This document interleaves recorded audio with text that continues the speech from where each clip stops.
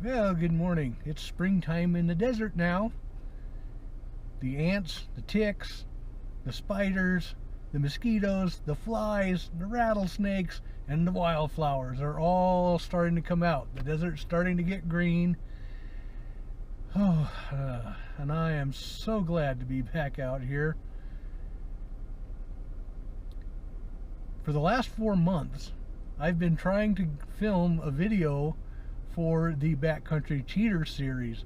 4 times I've come out in the desert since Christmas and to get this video, and for 4 times I've been run out by the weather. We went 2 days after Christmas and we ended up in a whiteout where you had visibility of about 30 feet and an ice storm. Second time out, it was mud up to our ankles and it was pouring down rain. The third time we came out, it was literally so windy that we couldn't keep anything on the table. The wind just kept blowing it right off. And then the fourth time, we did it again, and it was so windy that we couldn't film anything. We managed to keep stuff on the table, but even with the dead cat microphone, it was so windy, you couldn't even hardly hear what we were saying. So we gave it up. So it's now try number 5. Hopefully it's going to work. It's a beautiful day in the middle of April, and I'm out here alone this time. I don't have my backup. Captain Wrongway is not feeling all that well, so I'm on my own here, and we're going to go down to Leslie Gulch and go for a camp overnight just for the heck of it. And if all goes well, the next thing you're going to see is the intro to that video that I've been trying to give you since Christmas. So cross your fingers. Let's hope everything works. I'll see you out there. Good afternoon, everybody. Sagebrush Bob. I'm still alive. I am out here at Leslie Gulch in southeastern Oregon, just off the boat ramp. Decided to come down here and film a video for you. We're going to do something for the people that work too hard.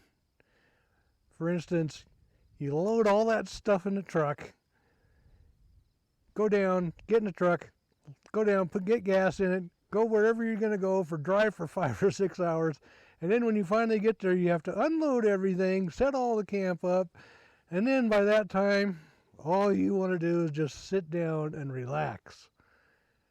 Unfortunately, along come all the camp monsters, and they're all starving and they want to know when supper's going to be. And the last thing you want to do is make supper.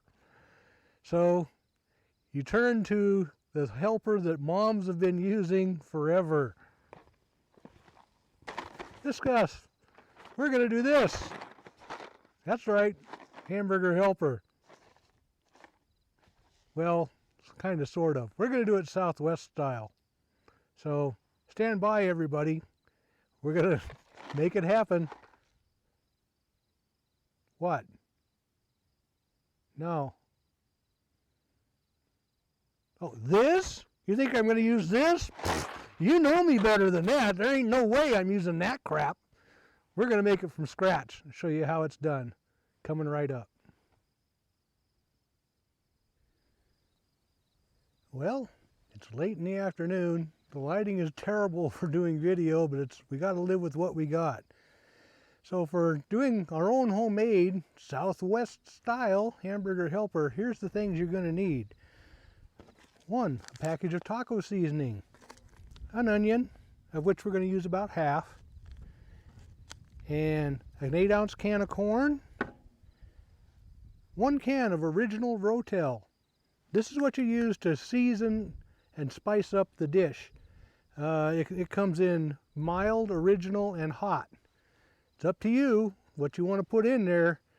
Mild is just what it is. It's mild. The original is kind of medium. Hot is downright hot. So if you like really hot Southwest style stuff, be my guest. Use the hot. We're going to use original. You need 12 ounces of plain, basic spaghetti sauce. Nothing fancy, no mushrooms, no meat, no whatever. Just plain old traditional sauce. We're going to use 12 ounces, about half of this jar. 1 pound of ground beef. Nothing to say there, it's ground beef. 2 cups of pasta, dried pasta of your choice, whatever size kind you like, whether it's curly, elbows, shells, whatever.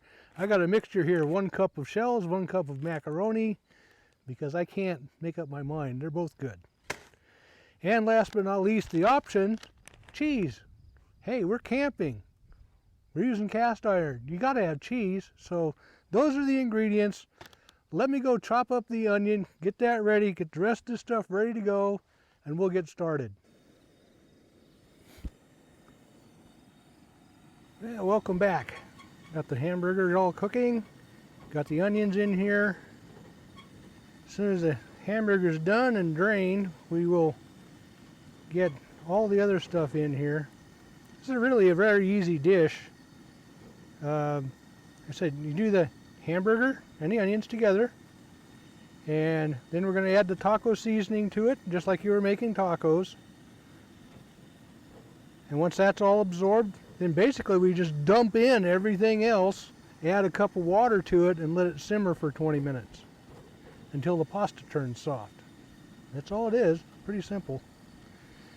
So let me get this done and drained, and I'll bring you back.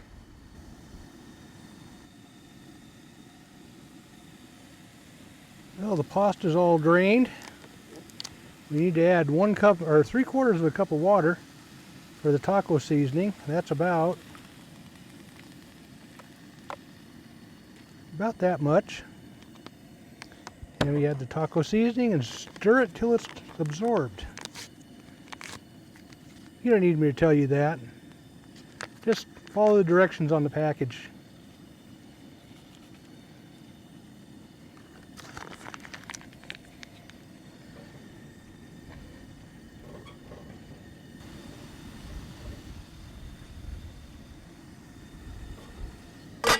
Let that simmer for a minute or two and absorb everything. We'll come back. Okay, looks good.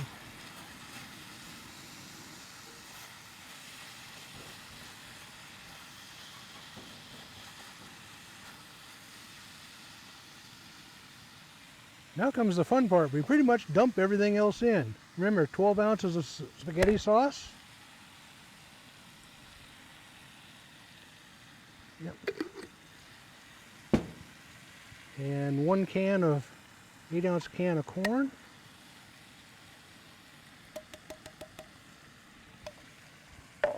One can of Ro-Tel.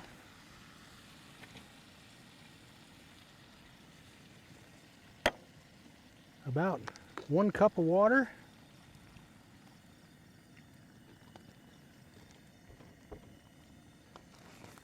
And the pasta.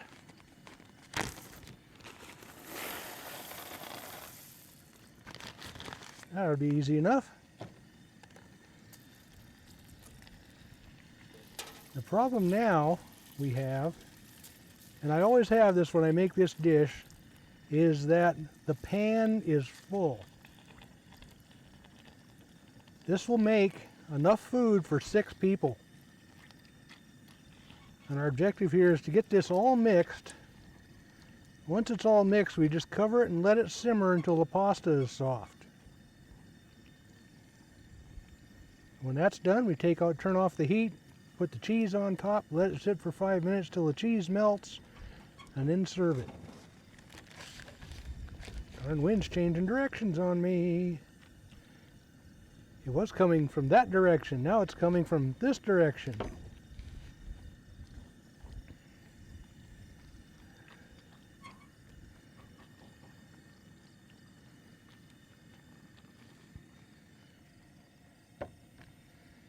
And just because I can, add a little coarse ground black pepper. And a smidge of salt.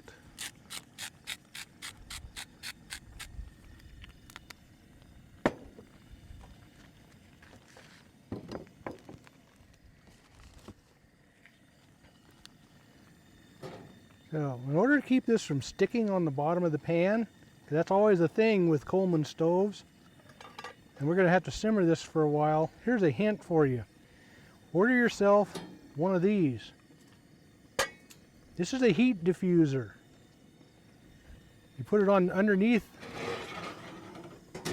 on the burner under the pan, and it will spread the heat out evenly all over the bottom of the dish, and it won't stick and burn in one spot. They're really cheap. You can get them on Amazon for about $8 to $10. So what we do now is let it sit here and simmer for about 20 minutes. See you then. Well, we're back, and it looks like it's ready.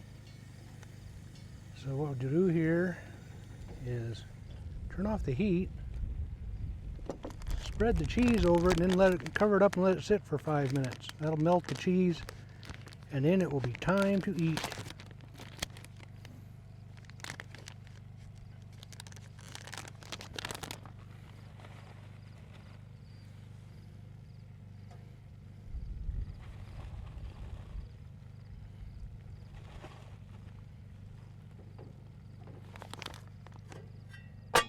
Looks good to me. Back in 5 minutes. All right, it's supper time. Cheese is melted, it's ready to go, and I'm starving. There's only one problem with this. This pan feeds 6 people. I'm all alone out here, and I forgot to bring the containers to put it all in, so I'll have to improvise.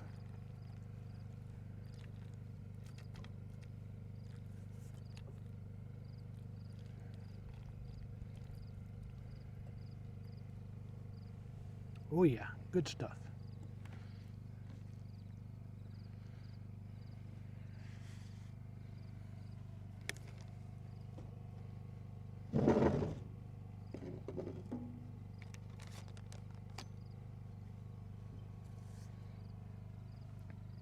Ah, the money shot coming up.